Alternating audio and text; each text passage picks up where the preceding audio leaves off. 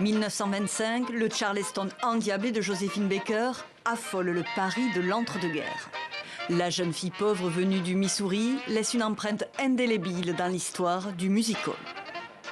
Oh, elle était différente parce qu'elle était noire, elle avait un corps magnifique et puis elle bougeait de la manière que personne n'avait vue avant. Elle faisait tout exploser, c'était les années folles. L'image de la vedette excentrique à la ceinture de banane lui colle à la peau. Mais la première icône noire revêt bien d'autres costumes, chanteuse, actrice et aussi femme engagée contre le nazisme et le racisme. J'ai deux amours,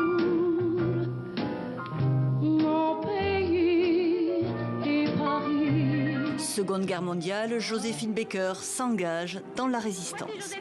Oui, le lieutenant Joséphine Baker. Elle joue un rôle dans le contre-espionnage de la France libre. Elle est dans les mondanités, donc elle récupère des informations qu'elle fait savoir du côté des services du général de Gaulle à Londres.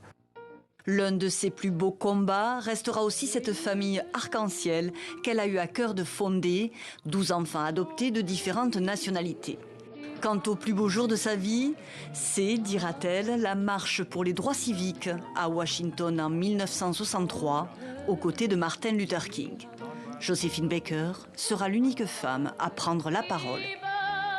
Moi, je crois que ce qui est fondamentalement à l'origine de son militantisme politique, c'est d'abord la somme des petites et grandes humiliations qu'elle a subies dans sa vie en tant que femme noire, aux États-Unis principalement, bien sûr. Parcours extraordinaire qui lui vaut la reconnaissance de la France. Joséphine Baker, première femme noire à entrer au Panthéon, 84 ans jour pour jour, après avoir acquis la nationalité française.